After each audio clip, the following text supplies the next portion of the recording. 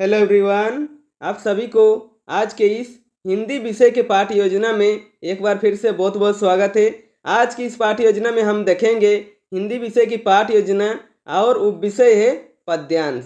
तो चलिए बच्चों शुरू करते हैं आज का पाठ योजना। तो सबसे ऊपर आप देख सकते हैं हिंदी विषय की पाठ योजना संख्या 60 लिखी हुई है। यहाँ पर आपको पाठ योजना संख्या लिखनी होती है।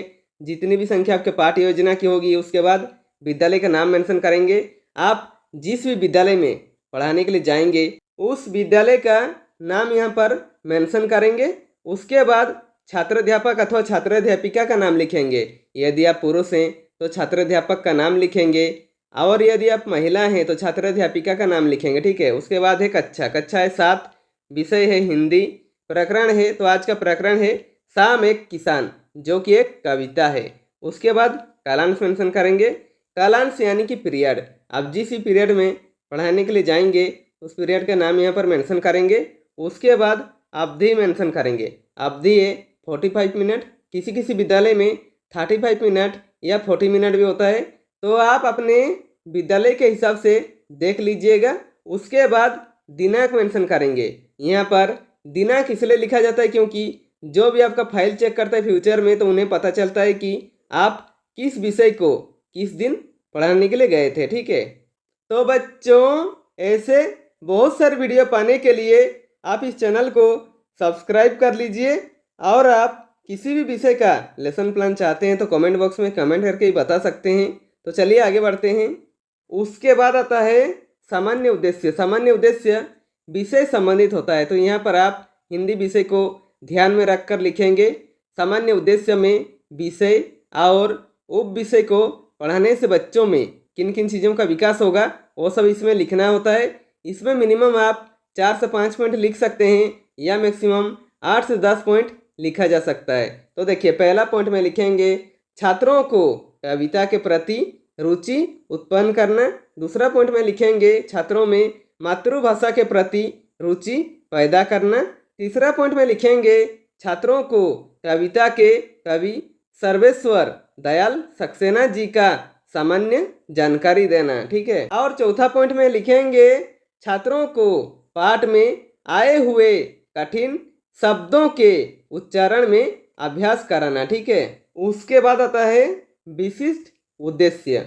विशिष्ट उद्देश्य कुछ ऐसे उद्देश्य जो कि टॉपिक से रिलेटेड उद्देश्य होता है, यानी कि छात्राध्यापक के द्वारा छात्रों को पढ़ाने के बाद छात्रों में क्या क्या बिहेवियर में चेंज आएंगे और उनमें किन किन चीज़ों का विकास होगा वो हमारे विशिष्ट उद्देश्य के अंदर इंक्लूड होते हैं। ठीक है। इसमें मिनिमम 3 पॉइंट लिख सकते हैं या मैक्सिमम 4 से 5 पॉइंट लिखा जा सकता है। तो देखिए पहला पॉइंट में लिखेंगे छात्रों कवि सर्वेश्वर दयाल सक्सेना जी द्वारा रचित कविता शाम एक किसान पाठ से प्रतिस्मरण करेंगे। ठीक है। दूसरा पॉइंट में लिखेंगे छात्रों कविता में निहित केंद्रीय भाव एवं विचार को ग्रहण कर सकेंगे। तीसरा पॉइंट में लिखेंगे छात्रों को कविता का अपने शब्दों में व्याख्या करने योग्य बनाना। ठीक है। उसके बाद लिखेंगे शिक्षण विधि यानी कि टीचिंग मेथड। इसमें शिक्षक कौन कौन सा शिक्षण विधि प्रयोग कर पढ़ा रहे हैं वो यहाँ पर मेंशन करना होता है। तो देखिए व्याख्यान विधि, प्रश्नोत्तर विधि, आगमन विधि तथा निगमन विधि इत्यादि। ठीक है। उसके बाद लिखेंगे शिक्षण सहायक सामग्री। इनमें वो सभी सामग्री आते हैं जो शिक्षक पूरे कक्षा यानी कि पूरे 45 मिनट पढ़ाने के दौरान प्रयोग करता है, जैसे कि देखिए चौक, डस्टर, शैम्पर, संकेतक इत्यादि। ठीक है। उसके बाद लिखेंगे पूर्व ज्ञान। इसमें क्या लिखा हुआ है देखिए छात्र छात्रा किसान के बारे सामान्य जानकारी रखते हैं। ठीक है। उसके बाद आता है प्रस्तावना। प्रस्तावना प्रश्न किसी भी पाठ्य योजना का महत्वपूर्ण हेडिंग कहा जाता है क्योंकि प्रस्तावना प्रश्न बनाने में सबसे ज़्यादा दिक्कतें आती है। तो देखिए प्रस्तावना प्रश्न का फॉर्मेट कैसे होता है देखते हैं। प्रस्तावना प्रश्न का फॉर्मेट 3 कॉलमों से बनता है। पहला कॉलम में लिखेंगे क्रम संख्या, दूसरा कॉलम में लिखेंगे छात्र अध्यापक क्रियाकलाप अथवा छात्र अध्यापिका क्रियाकलाप और तीसरा कॉलम में लिखेंगे छात्र छात्रा क्रियाकलाप। ठीक है। इसमें मिनिमम आप 3 प्रश्न पूछकर प्रकरण निकाल सकते हैं या मैक्सिमम 5 से 6 प्रश्न पूछकर प्रकरण निकाल सकते हैं। ठीक है। इसमें सभी प्रश्नों के क्रम में क्रमबद्धता होनी चाहिए और पूर्व ज्ञान के आधारित होनी चाहिए। ठीक है। इसमें छात्र अध्यापक के प्रश्न करने पर जो छात्र छात्रा उत्तर देंगे उसी उत्तर से छात्र अध्यापक पुनः एक प्रश्न करेंगे। ठीक है, तो देखिए यहाँ पर आपको और अच्छे से समझ में आएगा। क्रम संख्या में 1 लिखेंगे। छात्र अध्यापक पहला प्रश्न करते हैं, बच्चों हम लोग किस देश में रहते हैं? तो छात्र छात्रा क्या उत्तर देते हैं? उत्तर देते हैं भारत। ठीक है, यहाँ पर देखिए छात्र छात्रा क्या उत्तर दिए? उत्तर दिए भारत। अब इस शब्द को लेकर छात्र अध्यापक दूसरा प्रश्न करेंगे। ठीक है, तो देखिए छात्र अध्यापक दूसरा प्रश्न करते हैं, भारत देश की अधिकतम जनसंख्या कहाँ निवास करती है? तो छात्र छात्रा क्या उत्तर देते हैं?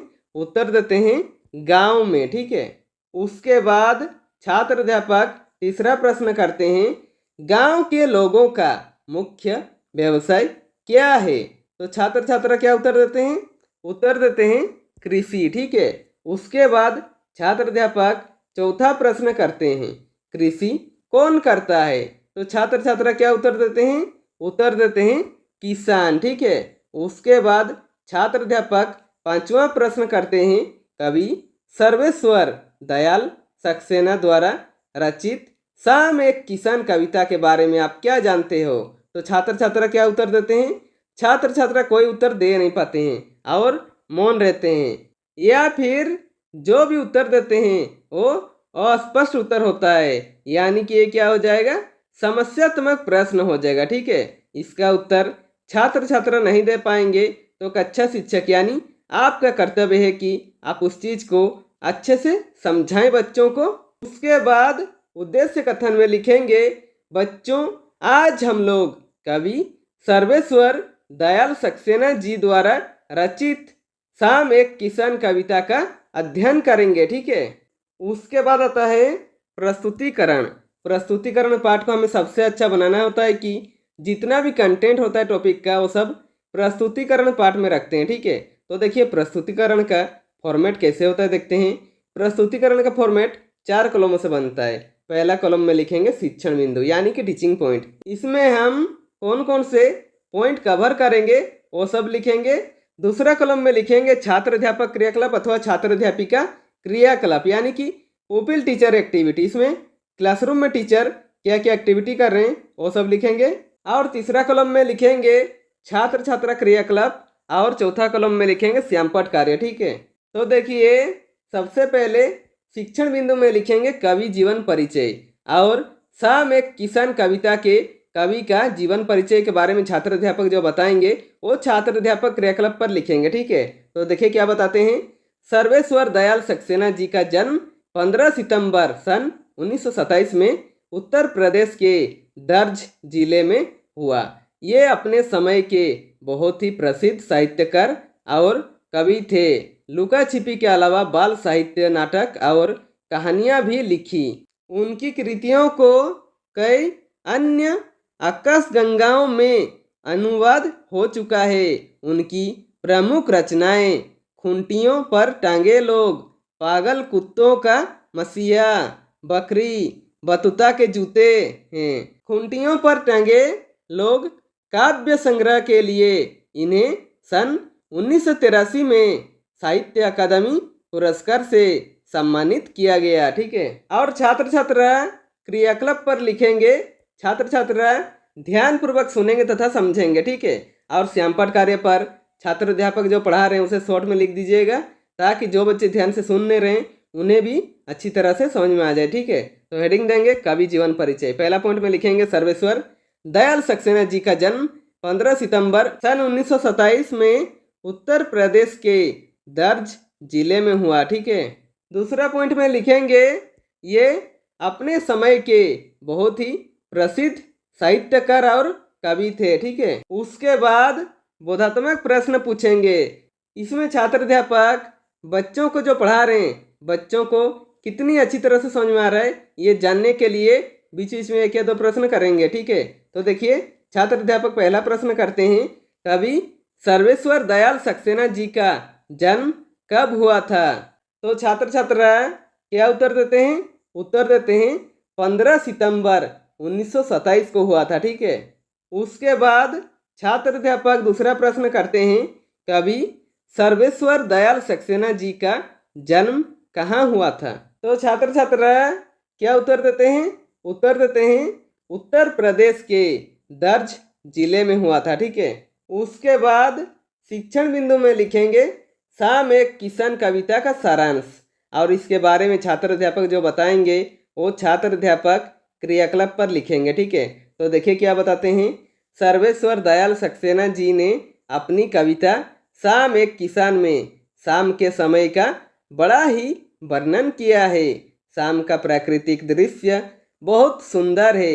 इस दौरान पहाड़ पर बैठे बैठे एक किसान दिख रहा है। आकाश अपने हाथों से बंधा हुआ एक सफा यानी कि पगड़ी जैसा दिख रहा है। पहाड़ के नीचे बह रही नदी किसानों की टांगों पर लगी चादर जैसी लग रही है। पलाश के पेड़ों पर किसी अंगीठी में खिले लाल फूल रखे हुए अंगारों की तरह दिख रहे हैं। फिर पूर्व दिशा में अंधेरा भेड़ियों के झुंड जैसा दिखता है। अचानक मोर के बोलने से सब बदल जाता है और शाम ढल जाती है। और छात्र छात्रा क्रियाकलाप पर लिखेंगे। छात्र छात्रा ध्यान पूर्वक सुनेंगे तथा समझेंगे। ठीक है, उसके बाद शिक्षण बिंदु में लिखेंगे आदर्श वाचन। इसमें छात्र अध्यापक पहला जो पंक्ति है शाम एक किसान कविता का वो सुनाएंगे। ठीक है, तो देखिए क्या सुनाते हैं। आकाश का दावा करने वाला सूरज की चिलमची स्थिति है। पहाड़ घुटनों पर टीका है चादर सी, पास ही दहक रही है। पलाश के जंगल की आंधी के लिए अंधकार दूर पूर्व में सिमटा स्थिति है भेड़ों के गले सा। उसके बाद शिक्षण बिंदु में लिखेंगे अनुकरण वाचन। अनुकरण यानी कि दोहराना। इस पंक्ति को छात्रोध्यापक के साथ बच्चे भी दोहराएंगे। ठीक है, तो देखिए क्या दोहराते हैं।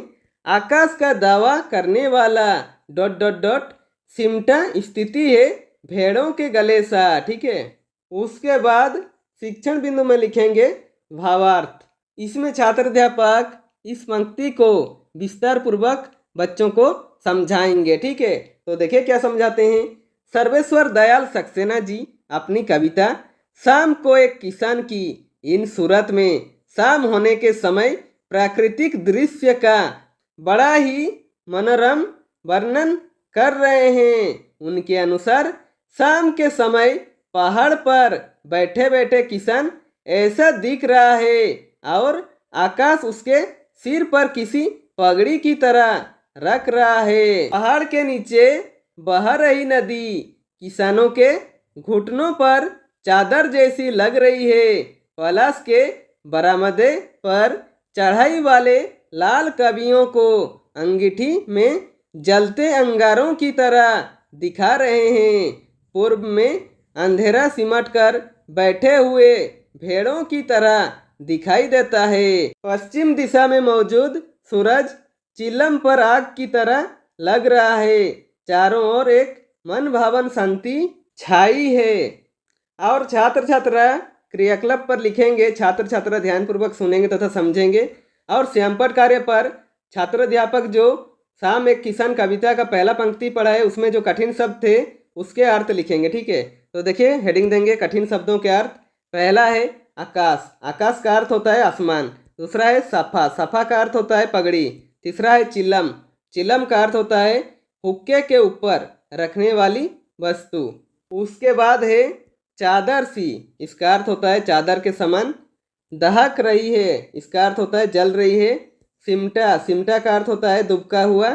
गल्ले सा। गल्ले सा का अर्थ होता है समूह के समान। ठीक है, उसके बाद छात्र अध्यापक बोधात्मक प्रश्न पूछेंगे। इसमें छात्र अध्यापक बच्चों जो पढ़ा रहे हैं बच्चों को कितनी अच्छी तरीके से समझ में आ रहा है ये जानने के लिए बीच बीच में एक या दो प्रश्न करते हैं। तो देखिए पहला प्रश्न करते हैं, पहाड़ किस रूप में होता है? तो छात्र छात्रा क्या उत्तर देते हैं? उत्तर देते हैं किसानों के रूप में।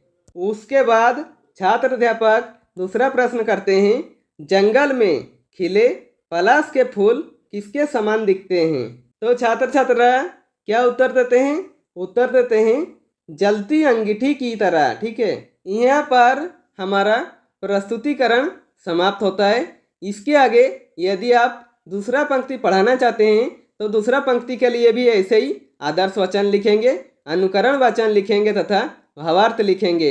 जितना भी इस चैप्टर में आप बढ़ाना चाहते हैं बढ़ा सकते हैं। उसके बाद प्रस्तुतिकरण को समाप्त करेंगे, ठीक है।